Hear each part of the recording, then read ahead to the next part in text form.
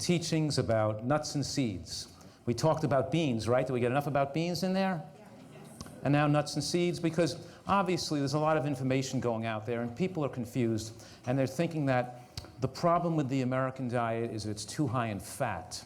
And they're confusing the type of fat for they're missing the concept here, because what makes something healthy is not, and what makes a diet healthy is not a precise percentage of fat or relationship of fat, carbohydrate to protein. There are many different variations of fat, carbohydrate, and protein as a percentage that could still be considered healthy and acceptable. So the real questions are, is this a natural food? Is it high in micronutrients, fiber, and antioxidants? Not about which type of macronutrient it gives you. Does it contain both undiscovered nutrients and discovered that have not been lost in processing? Because we're learning every year about new things about natural foods we never knew existed before. Doesn't that happen every single year? Is it going to come to pass, for example, that we're going to find out that maybe kale is not healthy for us? Right. Or red kidney beans cause cancer? Right? Of course not. We're going to, in other words, the underlying philosophy of a nutritarian diet is that if food is close to nature, the way in nature's natural form, and unprocessed, grown with the right type of natural fertilizer without chemical sprays on them, right, are designed to give humans the most fully life-sustaining and disease-proof life possible. And is this food processed, high in salt, acrylamides, or burnt, or cooked, or blackened, darkened, salted, or is it close to its natural state? These are the most important things that you're looking at to consider whether something's useful to eat as a food. And when we look at the fats people are eating in America, and if we look at almost any study done around the world on fat and disease, we find they're never studying whole food fat, whole plant food fats, like seeds, like chia seeds, hemp seeds, right, or Brazil nuts. They're studying refined oils, trans fats, and animal fats. And because animal fats, trans fats, and refined oils all have resulted in hundreds of studies that show negative health outcomes from diets that are high in those things, some people have then extrapolated that to paint a brush of negativity on all foods that are high in fat. Now keep in mind that because these fats do not contain phytonutrients, antioxidants, and their overall micronutrient levels are insignificantly small, they're the same as eating sugar or white bread. It's the same thing. When we take in calories without its full complement of nutrients that nature put in whole foods, it doesn't behave normally when we digest it and absorb it. It's not normal. When we take in a bagel, right? We take in a bagel, it's not digested normally because it's white flour, right? And I'm saying here that a bagel is just like a piece of chicken. Why am I saying a bagel is like a piece of chicken? Right. Right, because there are both almost insignificant amount of micronutrients in them, right? Likewise, when we consume fats, which have no insignificant micronutrient counts per calorie, it's the same as if you had a sugar cube.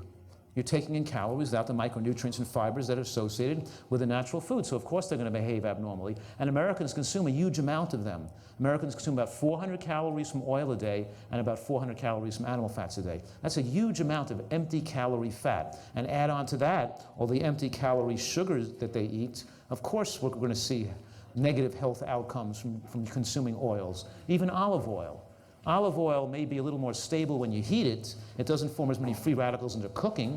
And one of the reasons it doesn't form the free radicals when you cook it, it's a little more stable to cook with it, is because it's high in saturated fat. It's 14% saturated fat.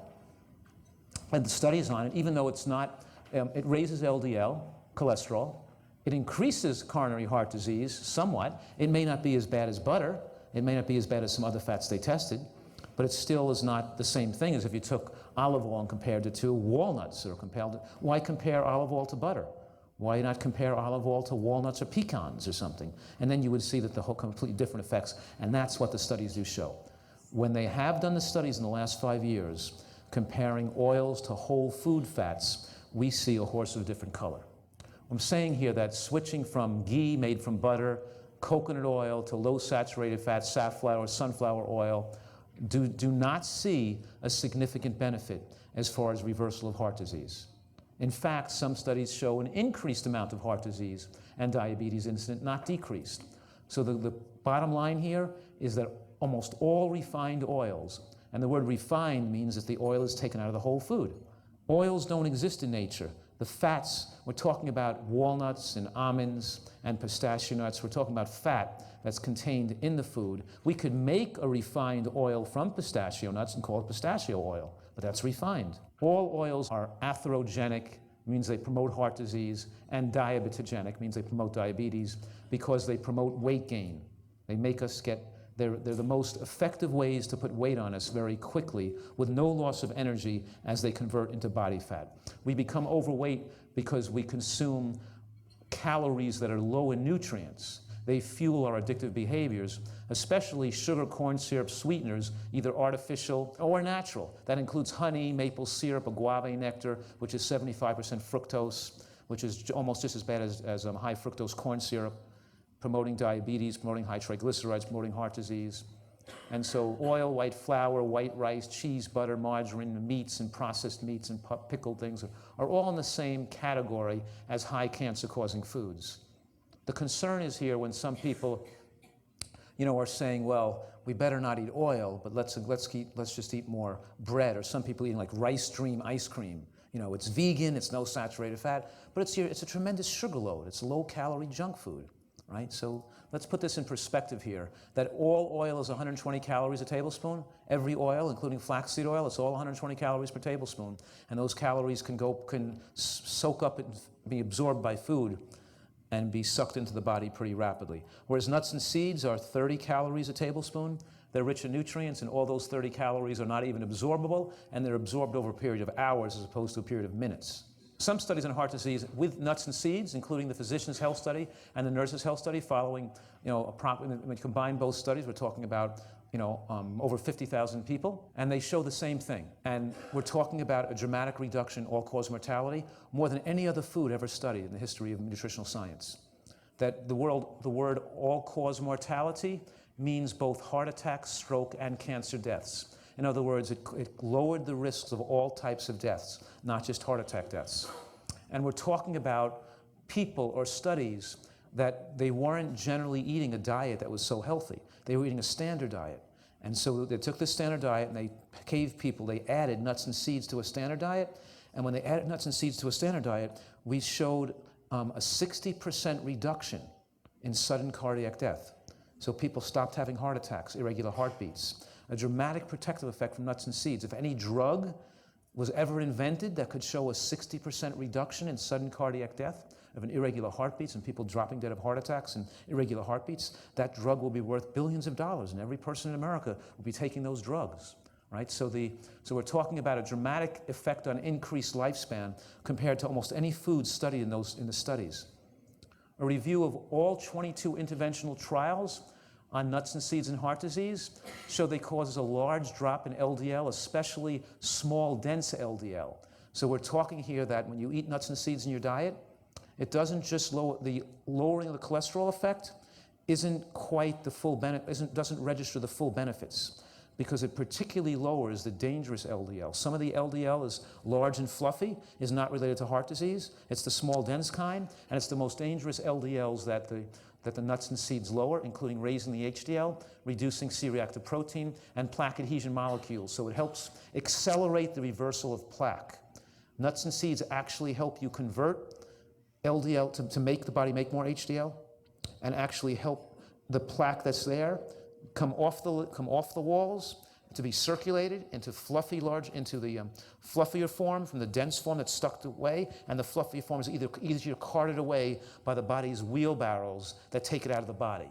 So they help restore vascular elasticity, and vascular elasticity is the #1 sign of protection of heart disease and stroke. It's how elastic and mobile the vessel is. That's the best predictor of whether you're having a heart attack and stroke. And we have a lecture coming up this week that discusses pulse pressure, vascular elasticity, and how foods need to affect that in more detail.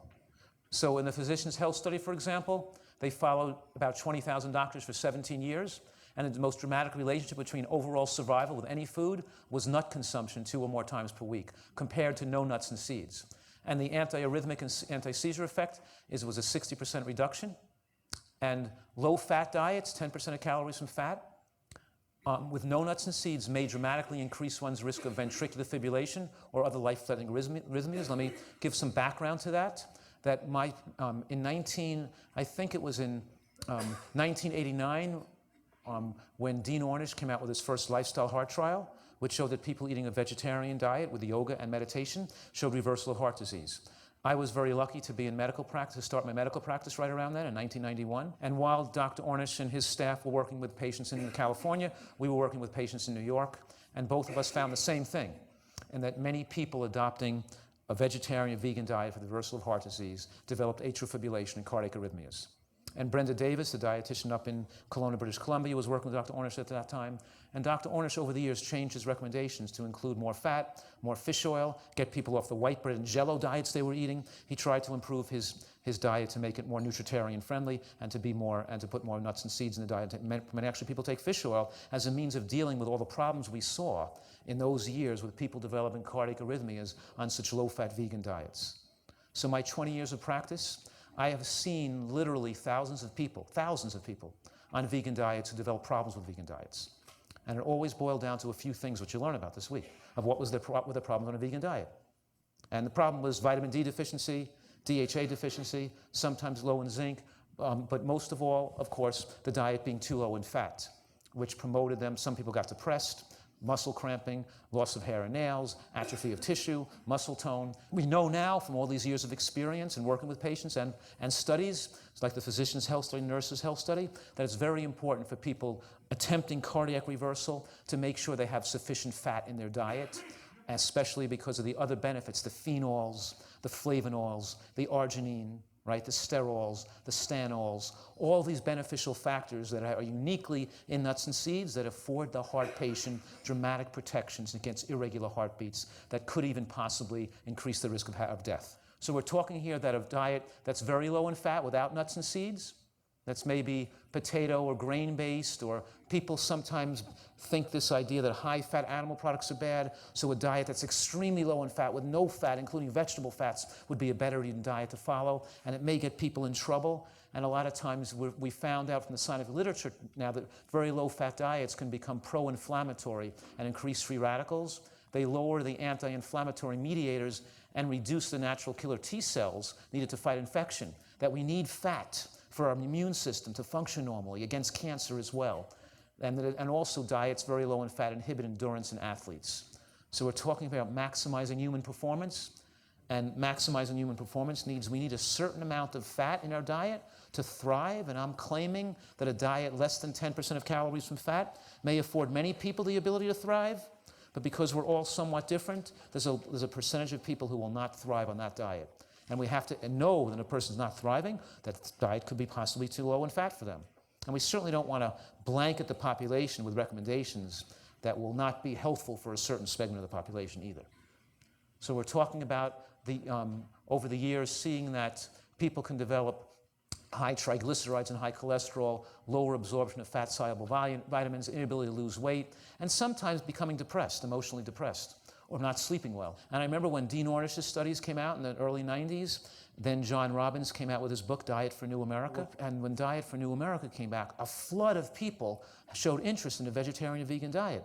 My practice was flooded with them. Unfortunately, I think you got such a great combination. I think that Dean Ornish was in Newsweek or Time magazine, and Diet for New America was doing excellently in the bookstores. And a lot of these people that got interested in a vegan diet were driven back to eating meat again because they didn't thrive on the diet, because their diet wasn't defined to be healthy enough. And one of the reasons is not just eating processed carbohydrates, which are probably worse than eating animal products. So a lot of the junk food vegans, we call them the vejunctarians, who live on chips and processed foods and French fried potatoes or whatever, and processed meats. I remember when I went to my first American College of Lifestyle Medicine conference, which I'm on the board of directors of the American College of Lifestyle Medicine. I remember at their lunch was a soy-based fake meat with white bread. and some iceberg lettuce slices. And I'm going, oh my goodness, what's there to eat here? But the thing was, people then, in those days, people thought it was just a diet was just good, just about not eating meat was what would make the diet good. And obviously it's not good enough. And the unfortunate thing is, when they weren't trained properly, so many thousands of people could have been turned on to a healthier plant-based diets if they learned more about nutrition. And part of this is learning about the benefits of eating nuts and seeds, because they don't just lower the cholesterol, they increase the nutrient absorption of every other food you eat in the same meal. So those good things in beans that prevent cancer, the red coating of the beans that have the anti-cancer effects on you absorb more of those when you eat nuts and seeds in the same meal, right?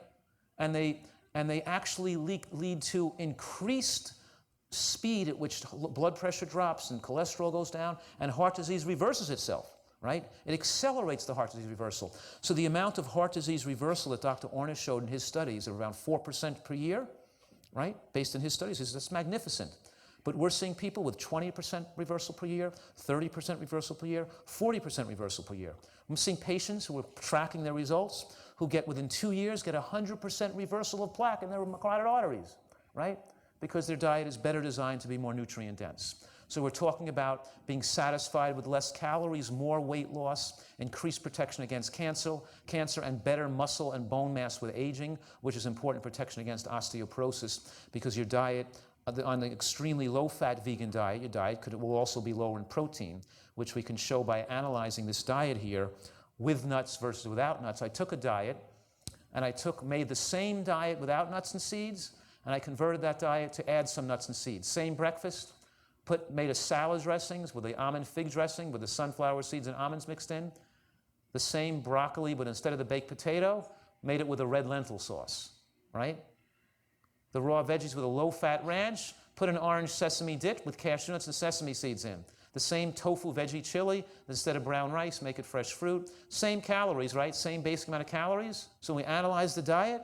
So we're talking about isocaloric, removing some of the carbohydrate, and we analyze the diet, and we see, look at this, here the first diet, you have a fat content of 9.2% of calories from fat, below 10% of calories from fat. Look at this diet now, 28% of calories from fat. Is that too high in fat? I'm saying more protection against cancer, osteoporosis, accelerates reversal of heart disease with the higher fat intake.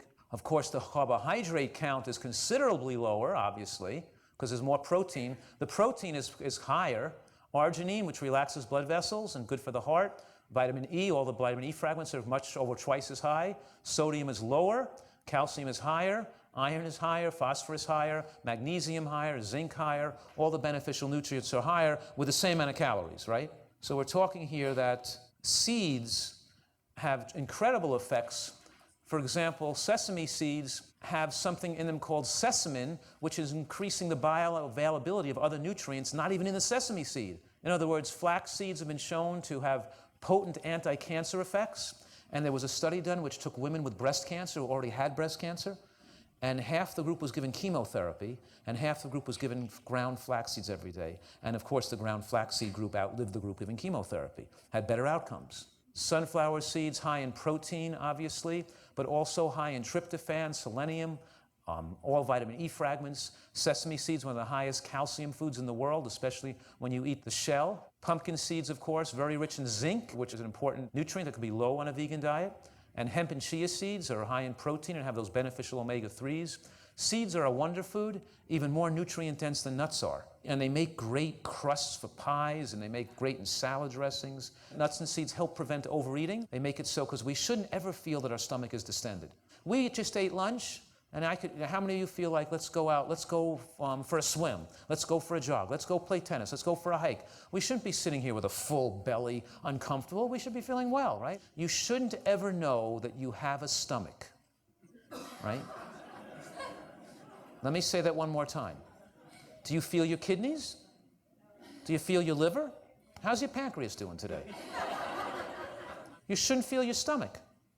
You should eat so you're not hungry, and there's no distension or pain or uncomfortable stretching your stomach. If you do feel that, then you ate too much. Without nuts and seeds, you probably have to stretch out that stomach too far even to get enough calories in, unless you're eating unhealthily anyway. So we're saying an inverse association between nut eating and BMI, meaning the fear that you're going to eat nuts and gain weight. It's possible. People can overeat on any food. They can overeat on, you could eat too much fruit. But the point is that you should eat a reasonable amount based on, because it is calorically rich, but we're talking here about eating somewhere between 1 ounce and what? 3 ounces, 4 ounces, 5 ounces, 6 ounces a day? I don't know. Some of the world-class athletes I advise on nutrition that are professional skiers, they need to eat the extra calories. They're exercising 5 hours a day.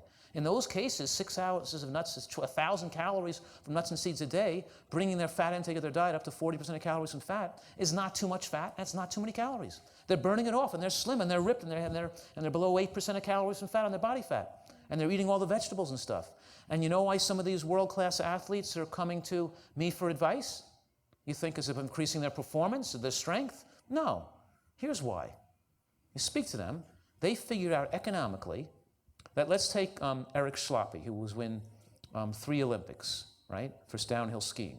Let's figure out the monetary.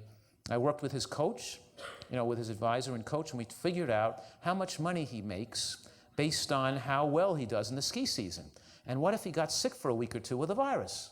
Somebody shook his hand on the plane, coughed in his face, and he's sick and he's out of skiing for the week and loses a couple of pounds of muscle. And then he competes in the event. He misses his training. And instead of coming in the top 5 in the world, he's in the 25th in the world now. Because the difference between the top 5 and the 25th is a half of a second, right, on the ski slope. A little edge he lost from being sick. Well, that could cost him $500,000 from being sick. You follow that? So for a professional athlete, because they don't make a lot of money for the race anyway, they make a lot of money for if they come in the top 10 in the world, and the people who make Rossignol skis buys them a fancy car and gives them a bonus, all this stuff, right? So these athletes are being paid based on their performance. And the most important thing to maintain their performance through the seasons in that lifespan of 3 or 4 years, where they're going to make all this big money, right, is not getting sick, is staying well so they can continue their training. So that when the NBA playoffs come, they were in there not out with the flu or something, right? So we're talking here about some athletes smartening up. So and obviously the studies show that when we take people and we reduce the carbohydrate in their diet, and in place of those calories, we're talking here about eating less carbohydrate and substituting those calories of nuts and seeds, we see dramatically lowering the blood glucose. Diabetes goes away quicker and melts away, where in the other case, they're still requiring medications. If you haven't gotten it by now, let me make this clear, because there's a myth going around. I want to clarify this myth, that there's no evidence to suggest that a diet of equal calories, one that is lower in fat, is an advantage of equal calories for prevention and treatment of heart disease or any other disease. And that studies that compare dietary fat percentages suggest it's not the fat level, but other critical qualities that make the diet more or less beneficial. Now, here's the thing. We're talking about people who are having heart attacks. We already said that nuts and seeds in the diet decrease the risk of cardiac arrhythmias, right? Life-threatening, and it's potentially possible that a diet too low in fat may promote some sensitive people, because these people do have advanced heart disease. They're prone to having cardiac arrhythmias. They may even have a history of cardiac arrhythmias because they have so many atherosclerosis and damage done to their heart from low oxygenation and nutrients coming from the blockages in their heart. These people are naturally prone to having arrhythmias, and the possibility exists that putting them on a diet so low in fat could promote them from developing a cardiac arrhythmia. And these studies suggest that when they substituted the fat from 1 ounce of nuts and seeds, that's about 200 calories, by reducing the carbohydrate in the diet, it was associated with a 30% reduction in heart disease risk, even in people who weren't eating a perfect diet. That's a tremendous amount of lives saved. So obviously, this is just to reinforce the notion that it's the high consumption of refined carbohydrates and refined oils and animal products claiming it's from fat, and we shouldn't be eating nuts and seeds is not just an oversimplification. It's actually, it's a myth. And I have to say that in order to get this message out to America about we want people to eat good nutrition, it would be best if the science could be seen clearly and accurately and fairly, right? And we're talking about looking at the science fairly, and unfortunately, the science seems to illustrate that eating refined carbohydrates, like sugar, like white bread, is more diabetogenic and more atherogenic, promotes heart disease and diabetes worse, even than does animal products do. So we can't keep using the term and the idea vegan, vegan, vegan. that essentially stops society from moving anywhere, because it splits society up the middle, with where you have two camps, some advocating a diet with animal products, and we need them for nutrition, and other advocating a diet without them. And in both groups and both camps are missing the main picture here, that we have to eat a diet that's rich in nutrients, and we can't argue whether a little bit of animal products are better or worse if people are going to drop it down to, drop down 90%, go down from animal products 21 servings a week to one serving a week. So we can't make fat the issue and make it so split, because you know why? Because too many people are realizing that there's bad science propagated in both communities, and it's preventing us from getting there anywhere in society, because people aren't looking at the literature like a scientist. And scientists and physicians expect a more careful analysis of the data. And we can't have predetermined biases putting forth the science. We can't, especially when new science comes out and it shows that when they reduce the carbohydrate in their diet, and we're talking about reducing carbohydrate in the diet, meaning eating less cornflakes, rice cakes, bagels, right? It's not the good carbohydrate like corn, peas, and beans, right? And when we show science that has white potato increases risk of colon cancer in the studies and increases diabetes risk in some studies, we can't just explain it away and disregard it. We have to answer all people's questions and put it together in a way so everything makes sense, so it's understandable, and the pieces of the puzzle come together so we can all join together and get a common advice for Americans really to make major changes. The same thing here we're talking about omega-3 and omega-6 fatty acids, because there are two essential fats, right? There is omega-6 fat and there is omega-3 fat. And the problem with the American diet is that we eat so much omega-6 fat from animal products and from processed oils. In a more primitive environment, there are very few primitive cultures that would have been eating vegan diets, but the animals they would be eating would be either fish or wild animals, rodents, small animals that lived in nature, and because they're living mostly off greens, those animals have a better omega-3 ratio in their tissues. But the diets today are very, very high in omega-6, and we do have a natural tendency for Americans to be low in the omega-3 fats. And there's thousands of studies that document the benefits of omega-3 fatty acids being necessary for normal function and for brain protection in later life. So you can get these omega-3 fats from eating plants like dark green vegetables, walnuts, flax seeds, chia seeds, hemp seeds are high in omega-3 fatty acids, and the body converts, that's called alpha-linolenic acid, and the body converts that ALA through an enzyme called delta-60 saturate into the EPA DHA that are commonly called fish oil. We can get those directly from fish or fish oil, or a vegan source from algae-derived DHA, but we can also make it from the green vegetables, flax seeds, and walnuts that we eat. The body can make it and convert over, and EPA and DHA can somewhat convert back and forth. The question is, how much do we need, and can a vegan diet supply us with optimal amounts? Right, that's the question. Wasn't that the question? And the answer is we convert about 5% of the flaxseed of ALA into DHA. The flax oil, which I'm not recommending, there's some association in the medical literature between the consumption of flax oil and prostate cancer. And the opposite literature, the opposite for flax seeds decrease risk of prostate cancer and breast cancer, flaxseed oil increase the risk. Don't compare the oil to the food that it came from. The studies show that most people require about 100 milligrams per day of DHA. That means for optimal health, about 700 milligrams per week of EPA of DHA. And we can get that if our diet is perfect. We can make that. We can make about 60 to 100 a day. And a lot of people from eating a really good diet with chia seeds and flax seeds and leafy greens and having the right foods can get enough DHA without supplementing. It's possible. But most of us don't. A lot of us don't eat the perfect diet every day. And some people don't have the enzyme, the delta-60 saturase enzyme I showed you. They don't convert as well. And there's a percent of the population, maybe 20% of people that even when they eat the perfect diet, don't have ideal levels of DHA in their tissues. And we want to make sure everybody can thrive and have an excellent long life. I mean, you heard briefly that I think Dr. Clapper or Jody O'Neill with her psoriasis, she heard about me from the National Health Association or from Health Science magazine, that we do have some history, a 50-year history of people advocating healthy vegetarian diets to individuals and watching these individuals as they age. And I have that history as well of watching people on healthy, plant-based, natural food, vegetarian diets with nuts and seeds, eating that way for 50, 60, or 70 years. In other words, people in their 50s, 60s, or 70s continue to eat that way into their elderly years and seeing what happens to them and what problems they develop. And here's the problem. I've seen a lot of patients develop Parkinson's disease. A lot of Dr. Herbert Shelton, who was the founder of the American Natural Hygiene Society, which eventually became the National Health Association, he died of Parkinson's disease. Max Huberman, who was the president of the National Organic Food Association, and whose son, Mark Huberman, was the president of the National Health Association for many, many years, he developed and died of Parkinson's disease. And these are people who develop. So I thought, is there possible some link here between, and then I saw patients in my practice, a lot of healthy vegan people living in, who develop Parkinson's disease that I'm treating right now. And so what is the link here? And I took the blood on these people. I took Max Huberman's blood.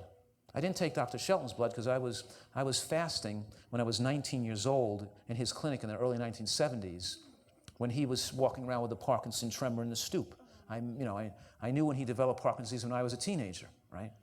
But I've had the opportunity to draw blood on these people now and to see what was wrong with their blood that may have predisposed them to Parkinson's, and a lot of the vegans in my practice who developed Parkinson's disease and lead a life. And of course, what did I find? Their DHA wasn't just low, it was zero, undetectable. So the message here is that because women have babies and babies' brains are fueled by DHA, my experience is that women generally convert the alpha-linolenic acid into DHA more efficiently than males do. That males, the message here is that it appears from my experience in the blood tests I've done on hundreds of people and seen lots of patients develop Parkinson's disease, and there's medical evidence to show that with monkeys who are DHA deficient are more susceptible to developing Parkinson's disease when exposed to the chemicals, the pesticides, and the chemicals that cause Parkinson's. The low DHA level in their blood makes the brain not protect itself, and those monkeys develop more Parkinson's, and vitamin D deficiency does the same thing. So let me repeat what I just taught you now, okay, to make this clear. That I'm saying here that dementia with aging, essential tremor, and Parkinson's disease can be increased, especially in males as they age, due to DHA deficiency and vitamin D deficiency, which can be experienced by myself for people on vegan diets who aren't paying attention to those areas. Not as likely in females, of course, because they naturally have more of the enzyme to convert to the DHA. Not that it doesn't happen in females. It does happen. But my experience with the many hundreds of people I've drawn blood on is that it's more prevalent in males than females. Okay, omega-6 fatty acids.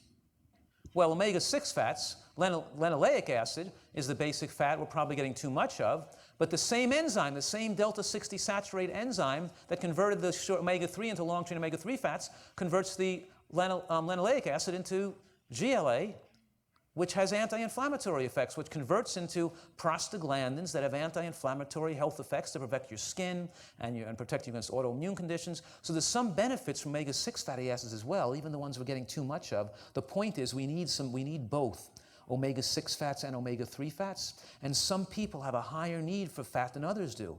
Some people are more prone to eczema, dry skin, depression, other problems if a diet is too low in fat. Others are not. We're not all exactly the same. Right? But the thing here is that people who are naturally low in this enzyme and they're not good converters into the longer chain anti-inflammatory fats, they would shunt a lot of this short chain omega-3, the linoleic acid, they'd shunt it right around into arachidonic acid, which are pro-inflammatory, promoting psoriasis, eczema, allergies, right? And they're low in GLA and some of these anti-inflammatory prostaglandins, so they might need more something like black currant seed oil, so they might need more attention to normalize their fatty acids because they genetically are low in this enzyme, and they're also going to be low in those omega-3, long-chain omega-3 fatty acids as well, because they're low in that enzyme, the conversion enzyme. So the question is, what do we do, right? Well, do we just eat more fish or take fish oil? And, it's a double-edged sword here, because there are some studies that show that increased fish decrease the risk of breast cancer, and some studies that grow increased fish eating increase the risk of breast cancer. It appears that I interpret those studies often trying to look at where the waters and where the fish were caught and where they were, where they came from. And keep in mind, most of the fish in America today that you eat in restaurants or in fish markets are grown in China or Thailand on fish farms, but very often the water is polluted. They add algicides to the water, chemicals to the water. So we're talking here about studies where women in Long Island eating fish mostly caught on the East Coast had increased risk of breast cancer. And of course, fish oil can have rancidity, right? Can cause burping, indigestion, could be not fresh. It could contain pollutants, it can contain mercury. Even the purified fish oils, even the highly purified fish oils can have some degree of rancidity to them. And a link between flax oil and prostate cancer, that's not a good idea. And so the question is, what can we do here? And the answer is obviously, there's a vegan DHA available made from algae. The problem is I've tried to give people just a little bit over the years, and I found that what happened with my patients over the last 10 or 15 years, giving them a small amount of DHA to optimize their DHA status in their blood, is a lot of them complained about indigestion, burping, foul odor from DHA. So what I did was I would open up the capsules and taste it, and then I would send it to a laboratory and spend money and have it tested in various laboratories to analyze it for rancidity and rottenness. And we found that there was a high level of rancidity. It's called a TBA score, with numbers very high, in both fish oils and vegan DHA. Both had a very high TBA score that mean that it was rotten or that it was too old.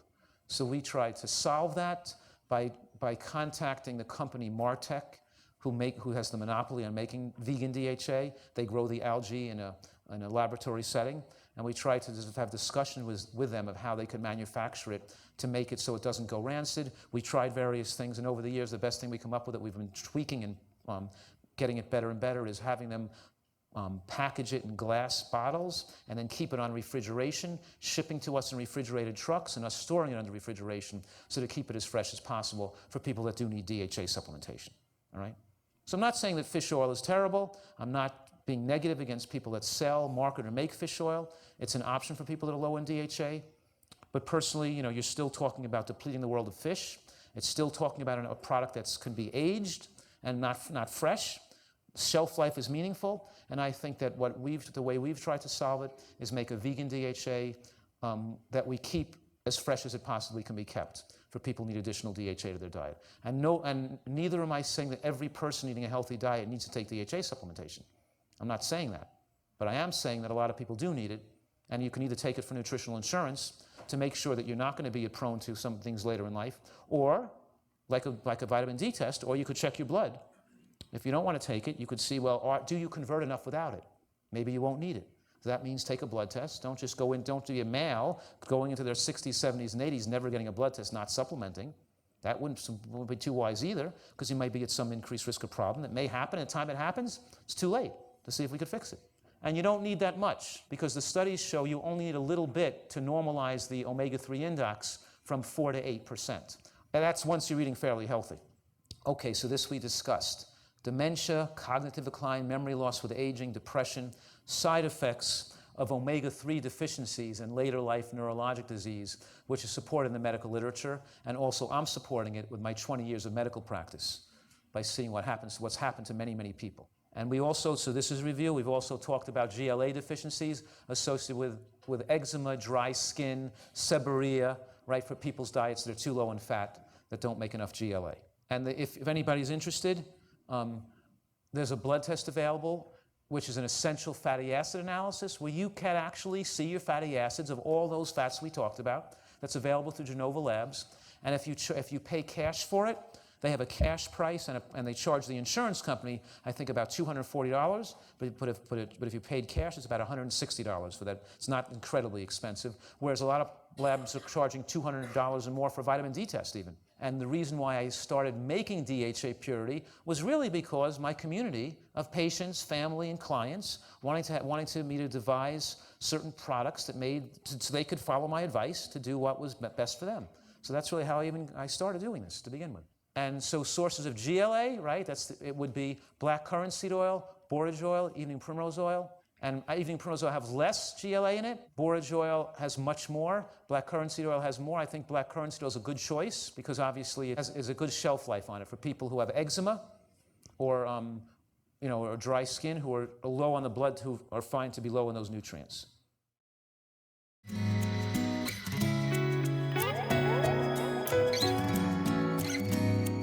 I was surprised that you didn't address the benefits, or at least what I believe to be the benefits, of raw nuts and seeds versus cooked ones. Cooked and salted. I mean, obviously the salted, but... Right. Well, thank you for reminding me. And obviously, we're talking here about a food that's a good protein source and a good arginine source for our body. And when you roast the nut, you decrease the availability of the protein. Some of that protein, as the nut browns, becomes ashen, which means it's like an ash food. The carbon bonds are broken, and we don't get as much protein availability. But on the other hand, keep in mind, as far as the studies are concerned, the medical studies show that men who ate roasted nuts still had the 60% lowering of sudden cardiac death and the benefits of cholesterol lowering. So even though we know as nutritarians we're a little tweak above and trying to perfect everything, make it ideal, even roasted nuts are better than no nuts. I wanted to ask you about a couple of foods. Olives, which are high in oil, but it's unrefined oil, unprocessed, and also sardines for DHA. Well, what I'm saying is that I would recommend avocado, not the avocado oil. You have to eat the whole food. I recommend walnuts, not the walnut oil. Flaxseed, not the flaxseed oil. Want to get back to eating the whole food. So now how do we apply that to olives? Olives is not the same as olive oil. The problem with olives is they're bitter and almost inedible unless they're soaked in salt water, unless they're treated with brine. And you can get low salt olives, but even the low salt olives are very high in salt. So I don't really recommend it. I only use olives in a very light way. I'll use the low salt olives in my cooking or some of my designs for recipes, very sparingly in the recipe, because I know exactly how much sodium they contain. So they're an okay food, but keep in mind you can't get olives. I've tried them. I've tried to buy olives that were made with almost no salt, and they taste so bitter I didn't even like. I couldn't eat them. You know. Is eating a can or two of sardines each week an adequate way to keep your DHA levels? I did show that salmon and sardines are relatively high in omega-3 fatty acids and EPA and DHA. So if you can use fish or sardines or salmon, the problem obviously we're concerned about is pollution, not getting too much animal protein, and that's why I recommend if you do use animal products in your diet, you keep it down to not more than 1 or 2 servings per week. Would you speak about your use of DHA in mental health disorders, especially depression? If you do a careful search of the literature on omega-3 fatty acids and the use in depression, we find that the EPA has even a larger effect at lessening the symptoms of depression than does DHA. And these people's, we want to get them successfully out of the depression in a reasonable period of time and not wait a year till the DHA in the diet could take the effect. So in those cases, I recommend they use EPA. And right now, presently, there is not a vegan source of EPA available in this country or made in this country. There's only DHA. So in those cases with depression, we recommend fish oil to get their EPA, to give them more EPA because it's more effective. And it's because I keep in mind that the drugs they're taking, the alternative is drugs, and those aren't vegan anyway. So the point is that I have a lecture on that, which we're applying nutritional therapeutics to various disease states. So we'll talk about more on Thursday or Friday, how to design various protocols for various diseases like depression. The bottom line is with depression, the combination of the light therapy, the nutrient-rich diet, the fatty acid treatment, and the therapy that people get, the results are tremendously effective, much more effective than just giving them a drug, for example. Could you talk a little about what you feel about stevia as a sweetener? Feel good about it. I do agree that stevia is not as harmful as other artificial sweeteners or other concentrated low-calorie sweeteners, but I am suggesting that any sweetener perpetuates your addiction to sweets, deadens the taste for sugar, makes you not appreciate natural berries and melons and low-sugar fruits as well, and makes the pancreas work in anticipation of getting food and drives appetite. So even though it doesn't have a lot of calories, it may not have so much dangerous effects compared to saccharin or other things, or white sugar, I still would prefer people not use it. If a person had to use something, and they would not, then they say, okay, so use a little stevia. But I personally don't use it in my cooking or my recipes, and I would rather people who get rid of their sugar addiction, because that's just going to keep them addicted longer to their wanting everything so sweet. In the last presentation, you had a slide that said no salt or strong spices. Could you just comment on what you mean by strong spices? In some studies, the spices, the high, very, very hot peppers and the very hot spices used in some Mexican and Indian cooking have been linked to stomach cancer because they irritate the stomach lining. So we shouldn't be eating things that are super hot stuff. the really strong. We want to use spices in a milder form to have a little bit of kick to the food, but not overdoing it to the point of being super hot food that makes you like sweat and get hot, that some people like to do. It's not healthy, okay? And also deadens the taste and deadens your taste sensitivity so you don't enjoy subtle flavors anymore. Seems I've heard you mention before a connection between ADD, ADHD, and fish oils or omega-3s. Yeah. Yes, is there some connection for benefit for people ADD, ADHD? Yes, there's more of a connection between DHA and ADHD, and where I said earlier, EPA and depression. So the DHA is very important for ADHD, but there's a link also between ADHD and a poor diet in the mother during the pregnancy, and not lack of green vegetables in the diet, and also taking folic acid supplements, and ADHD and asthma and increased risk of infection in children from using folic acid instead of eating foods that are high in folate, which we're talking about in a lecture coming up. Dr. Fuhrman, could you comment on the emergence of krill oil as an omega-3 source, K-R-I-L-L, in the I know last what year? krill oil is. It's like a person says, do you speak Spanish? And you go, no. And, they go and then they yell louder, they say it louder. Krill oil, K-R-I-L. Sorry, Fritz. Yeah, it's like a small, tiny shrimp. It's like a tiny animal. It's like a small baby crustacean that they squeeze out to get the oil from, and it's high in omega-3, like other fish and shrimp products are. Shrimp also has amounts of omega-3 fatty acids, depending on how much pollution is in it or anything else. So it's a natural source, like fish, of omega-3 fatty acids. But it's the same, but omega-3 fatty acid, EPA and DHA, is EPA and DHA. There's no better kind or worse kind. The question is purity and cleanliness and how much of the environment we're destroying to get it. So I'm still a little confused about this GLA, the omega-6. If you have a deficiency there, how do you know? And then besides like primrose oil, what can you do about it? Well, that's the thing. We're saying we only worry about that omega-6 fatty acid when a person's suffering with eczema, psoriasis, dry skin.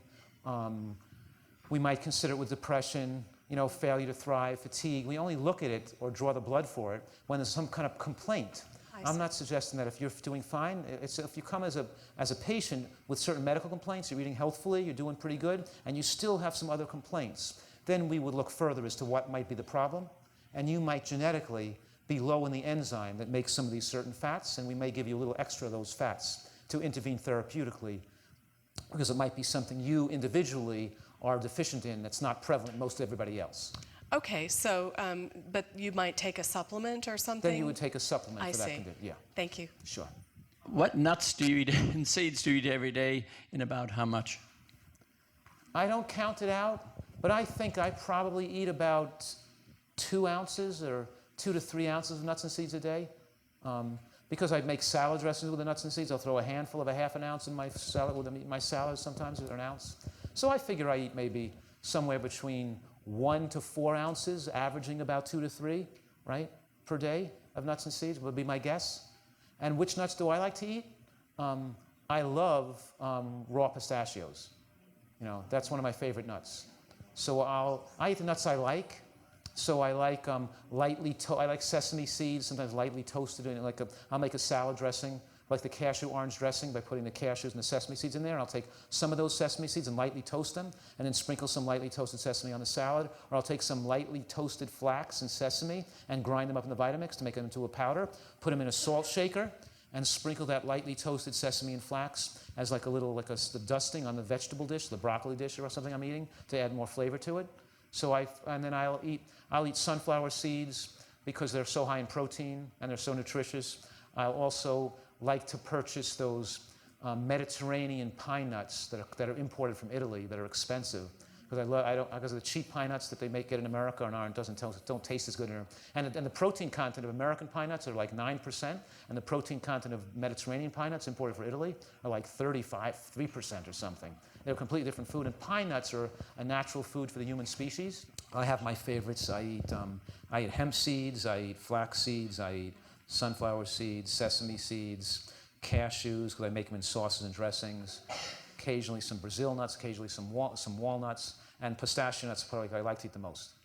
My husband and I stopped using cow's milk about 3 years ago, switched to soy milk, and we like it a lot. Also, the milks that you've tried here at the Yeah, the hemp milk's good breakfast. too, isn't it? I haven't tried that yet, but I'm going to try They that. served it out, it was out there. Yes, I'm going to Yeah. try that.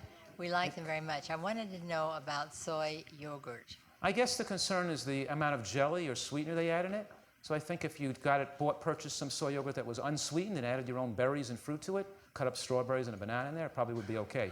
But Well, some of those they put like a couple of tablespoons, 3 or 4 tablespoons even of jam in the bottom of those yogurts. No, that's like the Yoplait and things, but this is one that's